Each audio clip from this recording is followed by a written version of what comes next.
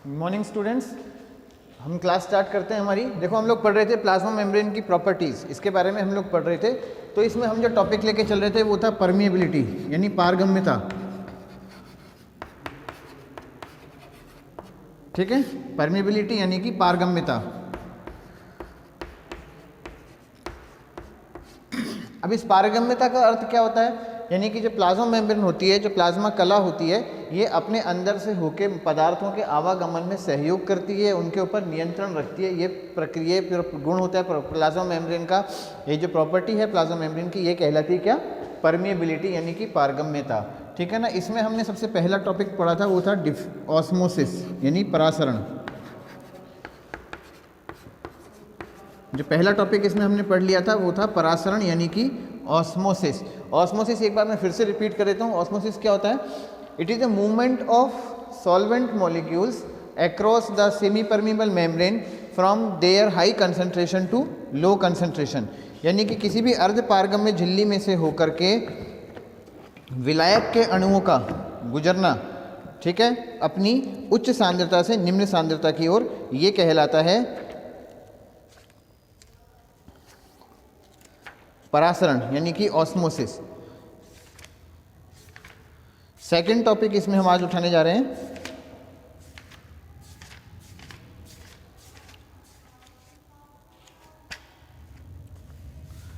Second है इसमें परासरण के बाद निष्क्रिय अभिग्रमन या पैसिव ट्रांसपोर्ट।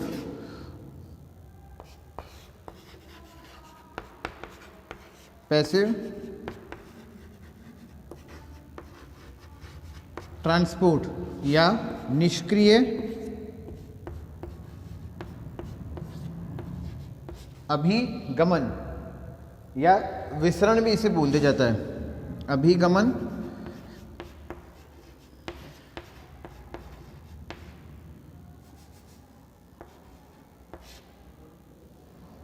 या विसरण, विसरण भी इसे बोल देते हैं। इसे हम इंग्लिश में एक और नाम दे सकते हैं। विसरण का जो इंग्लिश वर्ड है वो है डिफ्यूजन। देखिए डिफ्यूजन में क्या होता है कि कोई भी पदार्थ अपनी उच्च सांद्रता से निम्न सांद्रता की ओर अगर गति करे तो वह अवस्था कहलाती है क्या? विसरण। जब भी कोई पदार्थ अपनी उच्च सांद्रता से निम्न सांद्रता की तरफ गति करता है तो वह अवस्था कहलाती है विसरण। कैसे? मान के चलो एक एग्जांपल हम लेके देखते हैं। एक गैस सिलेंडर है, जैसे ही हम गैस सिलेंडर की नॉब खोलते हैं तो उसमें से बहुत तेज़ी से गैस बाहर निकलती है, ठीक है ना। या कोई भी गुब्बारा है जिसमें हवा भरी है, जैसे ही वो गुब्बारे का हम ऊपर से मुंह खोल देते हैं या गुब्बारा फट जाता है तो तेज़ी से उसमें जो गैस होती है वो चारों तरफ फैल जाती है। तो वो विसरण का एक एग्जाम्पल है, डिफ्यूज़न का एक एग्जाम्पल है। गैस सिलेंडर में गैस या गुब्बारे के अंदर जो हवा होती है वो उच्च सांद्रता से भरी होती है, कंप्रेस करके भरी हुई होती है, लेकिन जैसे ही उसको हम खोल देते हैं, उसको जगह मिलती है तो वो चारों तरफ जहाँ पे गैस की सांद्रता कम है वो फैल जाती है। तो यह अवस्था क्या कहलाती है? डिफ्यूज़न यानी कि विसरण। इसी प्रकार से जो कोशिका कला होती है, प्लाज्मा मेम्ब्रेन होती है, वो अपने अंदर से होकर के कुछ पदार्थों के विसरण को जो है वो नियंत्रित करती है या उन्हें जाने देती है। जैसे कि हम एग्जांपल लें, ये सेल है, ठीक है ना, ये सेल है, ये सेल मेम्ब्रेन है। अभी जो सेल मेम्ब्रेन है, सेल मेम्ब्रेन में चारों तरफ बहुत छोटे छोटे से छिद्र यानी कि पोर्स पाए जाते हैं। अगर हम इनकी संरचना का अध्ययन करें तो इस सेल मेम्ब्रेन में चारों तरफ बहुत छोटे छोटे छिद्र या पोर उपस्थित होते हैं जो विभिन्न आकार के होते हैं।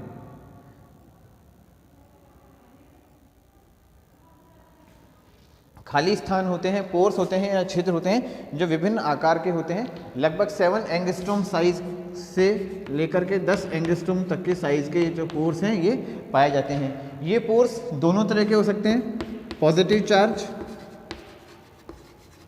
यानी कि धनात्मक और नेगेटिव चार्ज यानी कि ऋणात्मक। धनात्मक या ऋणात्मक दोनों तरह के ये जो पोर्स हैं, ये छिद्र हैं, ये हो सकते हैं। इन्हें हम बोल देते हैं छिद्र या पोर्स।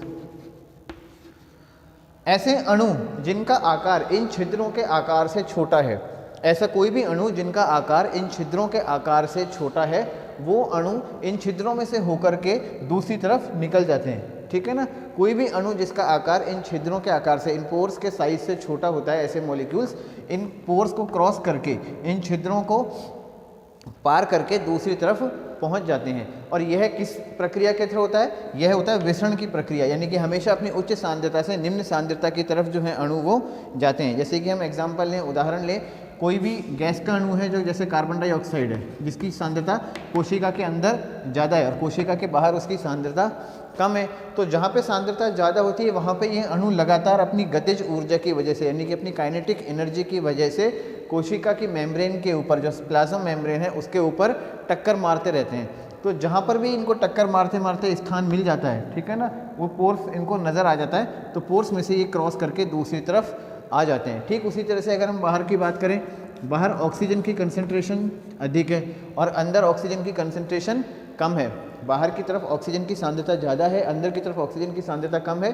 तो ऑक्सीजन के जो अणु हैं वो इस कोशिका की कला है, प्लाज्मा मेम्ब्रेन है, इसके ऊपर अपनी गतिज ऊर्जा यानी काइनेटिक एनर्जी की वजह से टक्कर मारेंगे और जहां उनको स्थान मिलेगा वो फटाफट उस पोर्स को क्रॉस करके, यानी कि इन छिद्रों को पार करके दूसरी तरफ निकल जाएंगे। इसमें एनर्जी यानी ऊर्जा का व्यय नहीं होता। सबसे इम्पोर्टेंट ये है, इसमें ऊर्जा का व्यय नहीं होता, नहीं होता। ये सबसे इंपॉर्टेंट है ध्यान रखने की बात कि इस प्रक्रिया के अंदर, इस प्रोसेस में ऊर्जा का व्यय नहीं होता, यानी कि energy is not consumed, energy is not consumed. ये सबसे इंपॉर्टेंट बात है कि एनर्जी इसमें कंज्यूम नहीं होती, यानी कि ऊर्जा का क्षय इसमें नहीं होता। दूसरा, ये दिशा क्या है, इसमें इसकी दिशा क्या होती है? उच्च सांद्रता से अणुओं की उच्च सांद्रता से निम्न सांद्रता की ओर।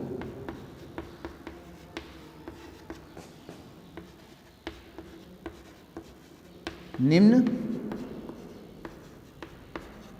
सांद्रता की ओर, यानी जो मॉलिक्यूल्स हैं वो हमेशा अपनी हाई कंसंट्रेशन से लो कंसंट्रेशन की तरफ क्रॉस करते हैं या गति करते हैं। From high concentration of molecules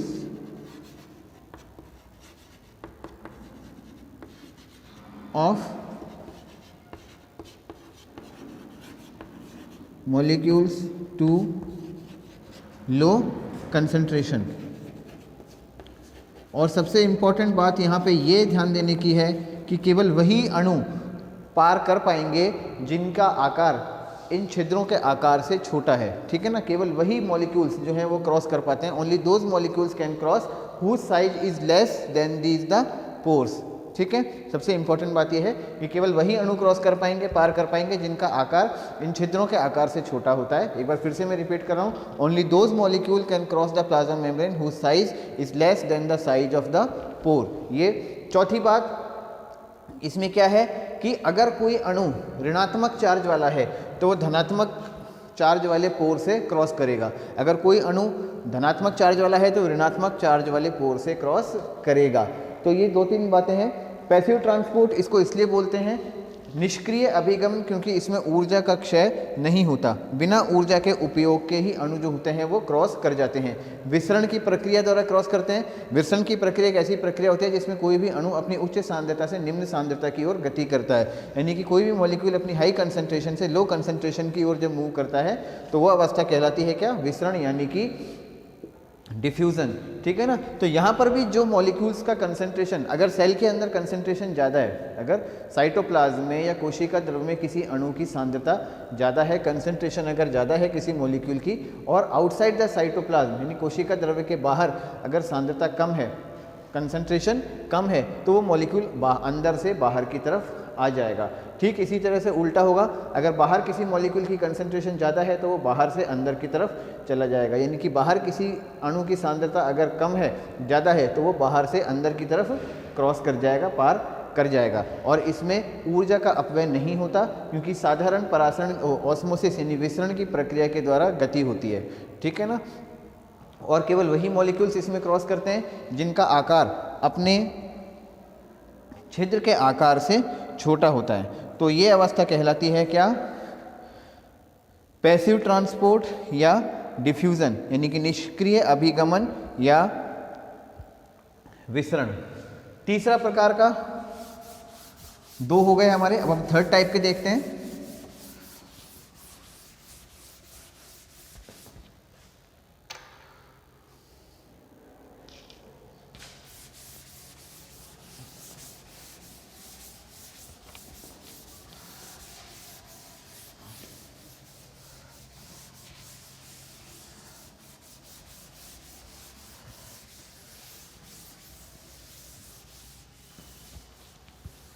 third type के हम देखते हैं, ये कहलाता है फैसिलिटेटेड डिफ्यूजन।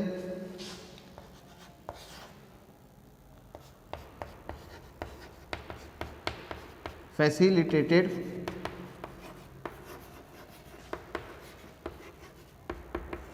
डिफ्यूजन यानी कि सुगमित विसरण।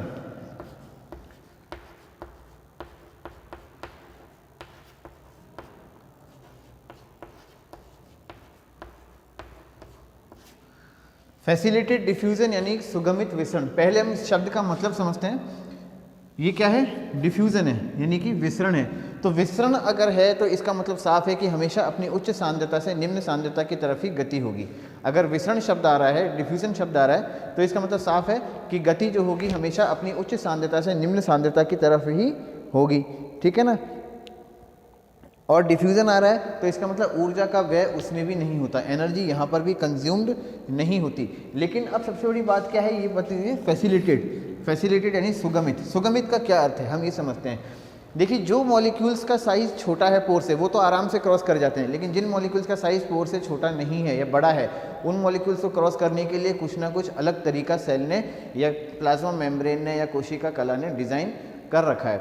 ऐसी अवस्था में क्या होता है कि प्लाज्मा मेम्ब्रेन के ऊपर कुछ स्पेसिफिक प्रोटीन्स पाए जाते हैं। इन प्रोटीन को कैरियर प्रोटीन्स कहा जाता है। प्लाज्मा मेम्ब्रेन की जो सरफेस है, इस सरफेस के ऊपर कुछ प्रोटीन्स पाए जाते हैं जिन्हें कैरियर प्रोटीन या स्पेसिफिक कैरियर प्रोटीन, विशिष्ट वाहक प्रोटीन बोलते हैं। स्पेसिफिक कैरियर प्रोटीन या विशिष्ट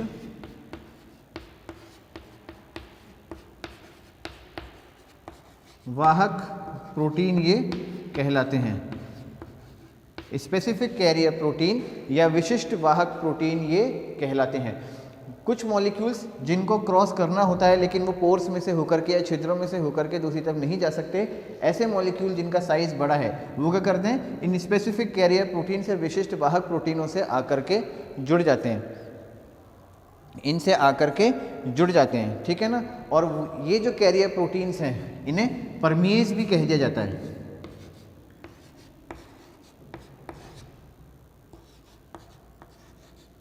परमीएज भी इनको बोल देते हैं। ठीक है। तो ऐसे मॉलिक्यूल्स जो कि पोर से होकर के क्रॉस नहीं कर पाते, उन कैरियर प्रोटीन से यानी कि उन वाहक प्रोटीनों से आकर के जुड़ जाते हैं और ये वाहक प्रोटीन उनको पकड़ के अंदर की तरफ छोड़ देते हैं। उनको पकड़ के क्या करते हैं, अंदर की तरफ छोड़ देते हैं। जैसे कि आपका हाथ पकड़ के कोई किसी जगह छोड़ जाए, ठीक उसी तरह से ये जो वाहक प्रोटीन होते हैं इनको पकड़ के अंदर की तरफ छोड़ देते हैं। होता क्या है, कोई मॉलिक्यूल आके यहाँ पे अटैच होता है। अब कई तरह से इनका फंक्शन काम करता है। या तो जैसे ही मॉलिक्यूल बाहर अटैच होता है, ये प्रोटीन की संरचना एक दरवाजे की तरह होती है, ये दरवाज़ा खुल जाता है और वो मॉलिक्यूल होता है क्रॉस करके अंदर आ जाता है। या फिर क्या होता है, प्रोटीन यहाँ पे आकर के जुड़ता है और ये मॉलिक्यूल का ओरिएंटेशन जो है, इसका जो विन्यास है वो विन्यास उल्टा हो जाता है। मॉलिक्यूल घूम करके अंदर की तरफ आ जाता है, ये वाला हिस्सा बाहर और बाहर का हिस्सा अंदर की तरफ आ जाता है, और जो वाहक बाहर जुड़ा हुआ है वो वाहक अंदर की तरफ पहुँच जाता है। तो इस तरह से ये डिफ्यूज़न होता है। ये भी उच्च सांद्रता से निम्न सांद्रता की तरफ होता है, ये बात ध्यान रखने की है। यह भी उच्च सांद्रता से निम्न सांद्रता की तरफ होता है।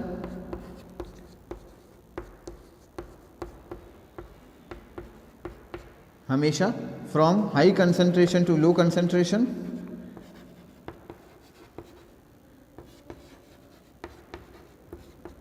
टू लो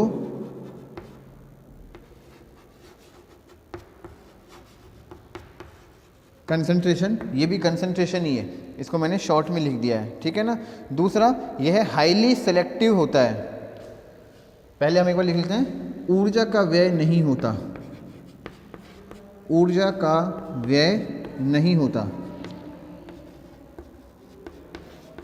नहीं होता, इसमें जो एनर्जी होती है वो कंज्यूम नहीं होती, यानी कि एनर्जी इज नॉट कंज्यूम्ड, ऊर्जा का व्यय इसमें नहीं होता। और हाईली सेलेक्टिव होता है, यानी कि उच्चतम चयनात्मक होता है, उच्चतम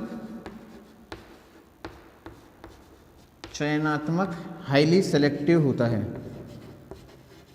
हाईली सेलेक्टिव प्रोसेस। इसका मतलब क्या है, आप समझते हैं, उच्चतम चयनात्मक प्रक्रिया है। उच्चतम चयनात्मक या हाईली सेलेक्टिव का मतलब ये है कि हर अणु के लिए, हर मॉलिक्यूल के लिए जिसको क्रॉस होना होता है, पहले मैं एक बार हिंदी में बोलता हूँ, प्रत्येक अणु के लिए जिसको कोशिका कला को पार करके दूसरी तरफ जाना है, एक विशिष्ट प्रोटीन उपस्थित होता है। वो प्रोटीन केवल उस अणु को ही पकड़ के दूसरी तरफ छोड़ सकता है, इसलिए इसे बोलते हैं क्या, उच्चतम चयनात्मक प्रक्रिया, ठीक है ना। हम एग्जांपल लें, कोई भी एक मॉलिक्यूल है, जैसे कि ए है, ठीक है, ये एक मॉलिक्यूल है, कुछ भी हो सकता है ये ए, तो ये ए मॉलिक्यूल के लिए केवल एक ही प्रोटीन उपस्थित होगा सेल मेम्ब्रेन के ऊपर, और ये ए इसी के ऊपर जाकर के जुड़ेगा, ये ए इसके ऊपर नहीं जुड़ेगा, ए इसके ऊपर नहीं जुड़ेगा, ठीक है ना। ठीक है, जैसे कोई दूसरा मॉलिक्यूल है बी, तो इस बी के लिए भी एक स्पेसिफिक एक मॉलिक्यूल ही प्रेजेंट, एक प्रोटीन प्रेजेंट होगा, तो बी उसी पे आके जुड़ेगा, बी इसके ऊपर ए वाले के ऊपर आकर के नहीं जुड़ेगा, तो इसीलिए हम इसे बोलते हैं उच्चतम चयनात्मक प्रक्रिया, हाईली सेलेक्टिव। इंग्लिश में इसको समझा देता हूँ, for every molecule there is one specific carrier protein present on the plasma membrane. इसको हम लिख देते हैं, for every molecule to be crossed, molecule to be crossed there is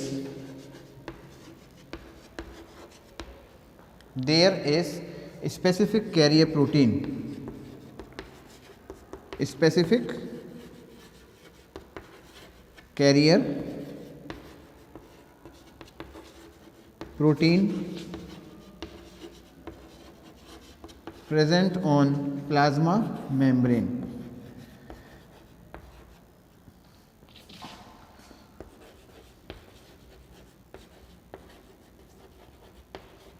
ठीक है, इसको हिंदी में भी हम लिख लेते हैं,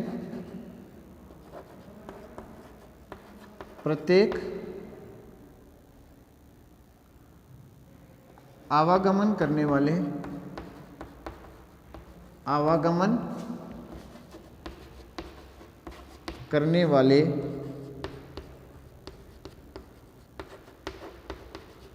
अणु के लिए प्लाज्मा कला के ऊपर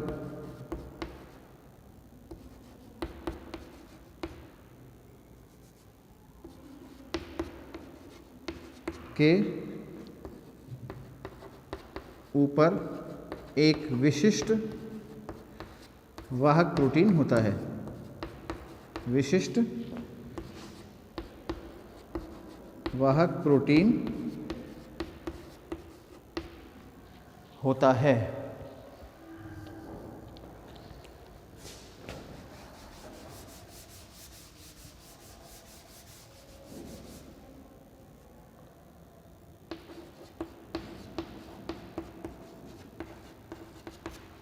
ठीक है, एक विशिष्ट वाहक प्रोटीन होता है। तो इसी के आधार पर हम कह सकते हैं कि जो प्रक्रिया है ये कैसी है, हाईली सेलेक्टिव है, यानी कि उच्चतम चयनात्मक है। ये लिख लीजिए आप।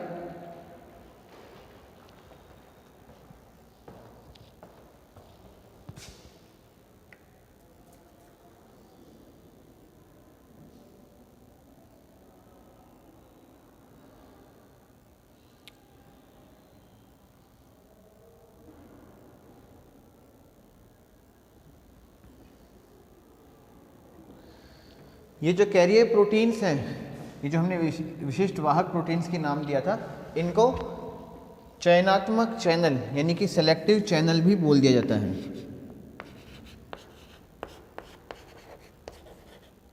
चयनात्मक चैनल यानी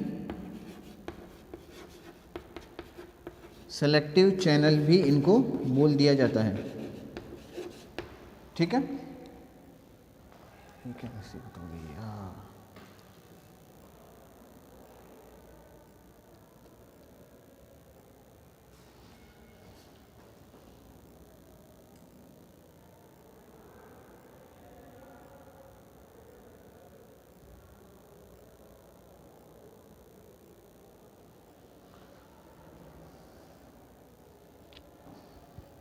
मैं फिर से रिपीट कर देता हूँ। इन मॉलिक्यूल्स को चयनात्मक चैनल या सेलेक्टिव चैनल भी बोल दिया जाता है। ये जो स्पेसिफिक कैरियर प्रोटीन है, इनको चयनात्मक चैनल या सेलेक्टिव चैनल भी बोल देते हैं, क्योंकि ये केवल कुछ अणुओं को चयन करके ही अपने ऊपर से होकर के गुजरने देते हैं। प्रत्येक अणु के लिए एक प्रत्येक प्रोटीन उपस्थित होता है, और जिस प्रोटीन के लिए जो अणु होता है, जिस अणु के लिए जो प्रोटीन होता है, वो केवल उसी अणु को चयन करके अपने ऊपर से होकर के क्रॉस करने देता है, गुजरने देता है। इसीलिए इन्हें चयनात्मक चैनल या सेलेक्टिव चैनल भी बोल देते हैं।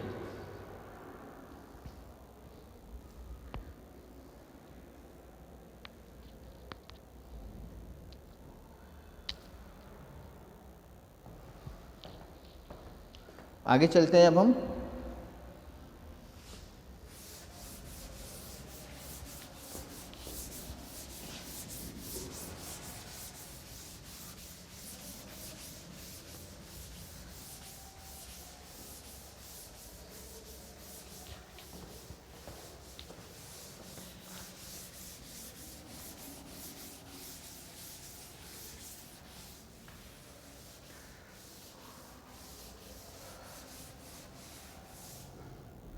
फोर्थ वन है एक्टिव ट्रांसपोर्ट।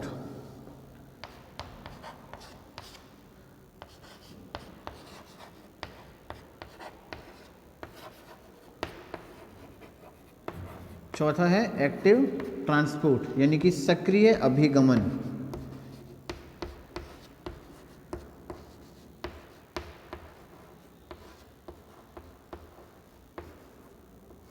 सक्रिय अभिगमन, ये चौथा है। अब इसमें सबसे ज़्यादा ध्यान करने की बात है, ये क्या है, एक्टिव है यानी कि सक्रिय है।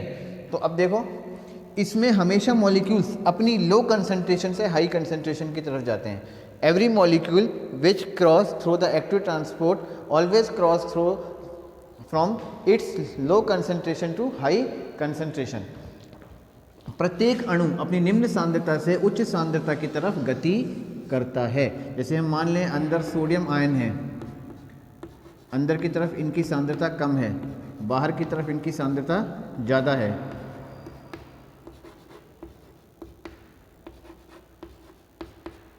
ठीक है ना, तो सोडियम आयन की सांद्रता अंदर कम है, बाहर ज़्यादा है, लेकिन ये अपनी निम्न सांद्रता से उच्च सांद्रता की तरफ गति करते हैं। ये प्रक्रिया कहलाती है क्या, एक्टिव ट्रांसपोर्ट। और चूंकि हर मॉलिक्यूल को अपनी लो कंसंट्रेशन से हाई कंसंट्रेशन की तरफ मूव करना पड़ेगा, हर अणु को अपनी निम्न सांद्रता से उच्च सांद्रता की तरफ अगर गति करनी है तो इसमें ऊर्जा की आवश्यकता होती है। इसलिए दूसरी बात क्या है इसमें इंपॉर्टेंट, कि इसमें ऊर्जा का क्षय होता है, यानी कि इसमें ऊर्जा व्यय होती है, या फिर इंग्लिश में बोले तो energy is consumed in this process. ठीक है ना, इसको हम लिख लेते हैं। एवरी मॉलिक्यूल नहीं लिखेंगे इसमें हम,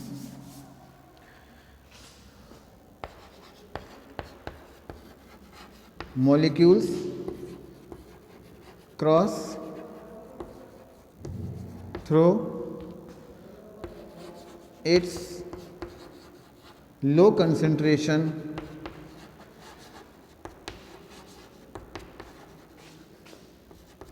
to high concentration। ठीक है, low concentration to high concentration, और we can say against their concentration gradient, और अगेंस्ट देयर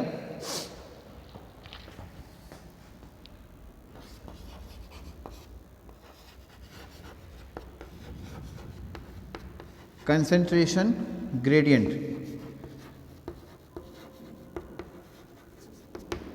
ठीक है, इसको हम लिख देते हैं अणु अपनी उच्च सांद्रता से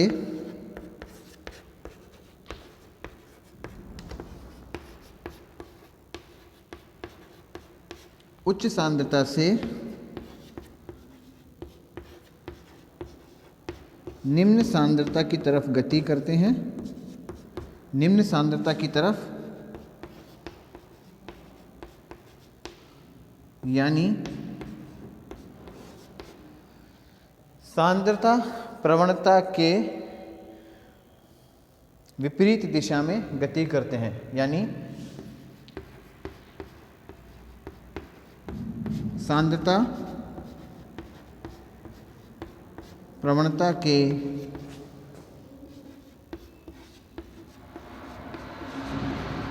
विपरीत दिशा में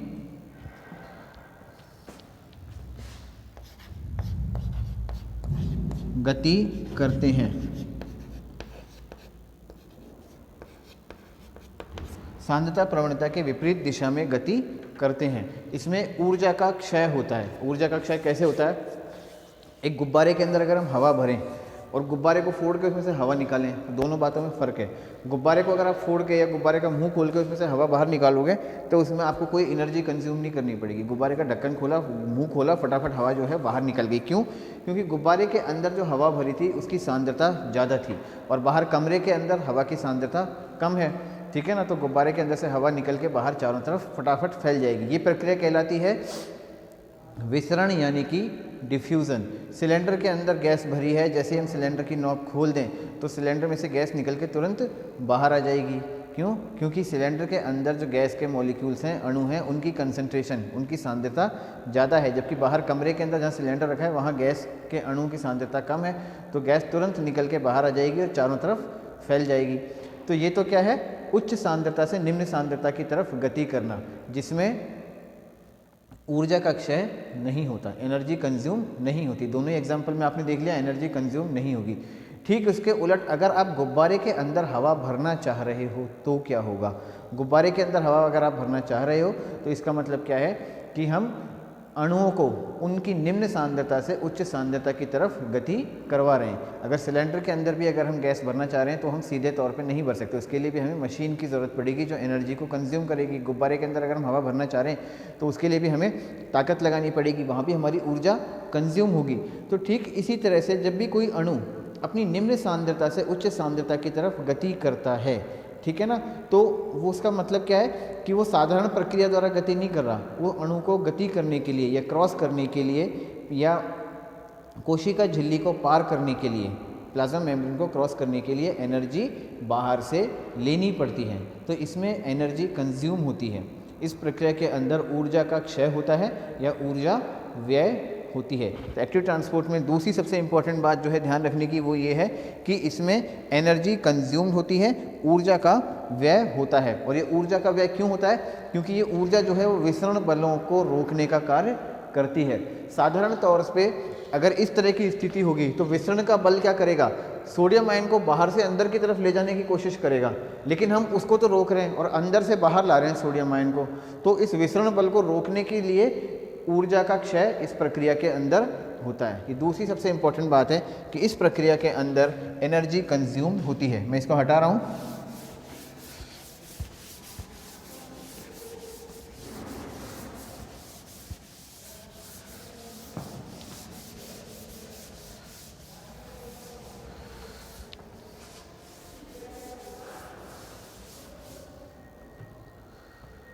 दूसरा है इसमें important point, energy is consumed in this process, consumed in this process, ऊर्जा का व्यय होता है।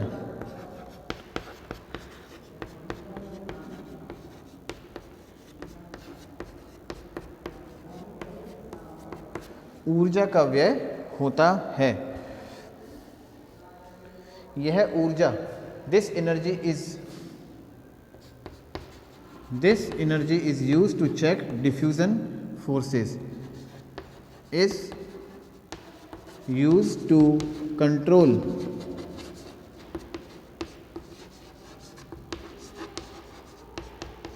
Diffusion force.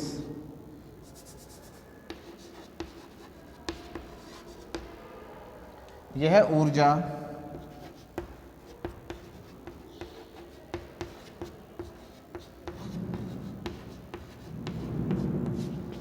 विसरण बलों को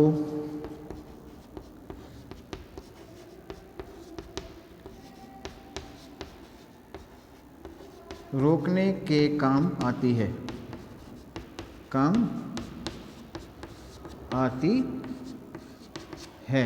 यह जो ऊर्जा होती है विसरण बलों को रोकने का कार्य करती है।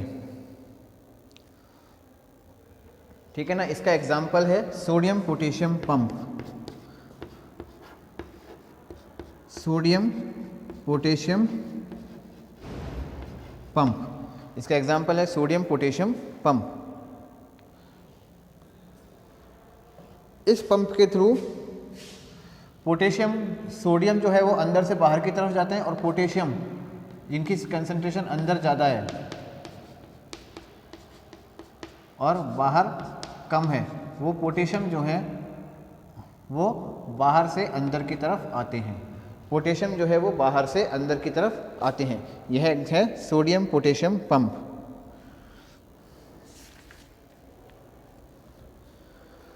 ठीक है बच्चों। अब देखो ये जो एक्टिव ट्रांसपोर्ट है, ये एक्टिव ट्रांसपोर्ट एक बहुत कॉम्प्लेक्स प्रोसेस होता है। इसमें क्या है कि इसमें भी स्पेसिफिक कैरियर प्रोटीन्स होते हैं, इसमें अंदर भी स्पेसिफिक कैरियर प्रोटीन्स जो हैं वो उपस्थित होते हैं।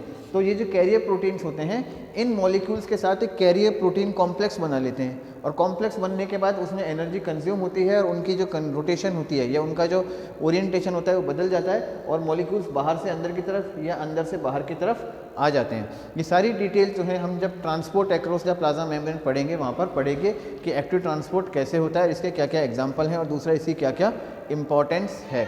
ठीक है ना। तो आज के लिए हम इतना ही कंक्लूड कर रहे हैं स्टूडेंट्स। इसके बाद हमारे इसमें दो टॉपिक रह जाते हैं, एक तो फेगोसाइटोसिस और एक प्लाज्मोडेस्माटा। ठीक है ना। ये हम हमारी नेक्स्ट क्लास के अंदर पढ़ेंगे। इसके बाद हमारा एक टॉपिक लास्ट में रह जाएगा प्लाज्मा मेम्ब्रेन में, स्पेशलाइजेशन ऑफ प्लाज्मा मेम्ब्रेन। की जो प्लाज्मा मेम्ब्रेन होती है इसके ऊपर कुछ स्पेशलाइजेशंस होते हैं, कुछ ऐसे स्ट्रक्चर्स होते हैं जिसकी वजह से प्लाज्मा मेम्ब्रेन अपने आसपास के दूसरे सेल से या फिर सबस्ट्रेटम यानी कि जहाँ पर प्लाज्मा या सेल्स रुके हुए हैं, ठीक है ना, उनके साथ कनेक्शन या कांटेक्ट बनाए रखती है। तो वो सब नेक्स्ट क्लास के अंदर हमारा कंटिन्यू करेंगे। आज के लिए थैंक यू स्टूडेंट्स।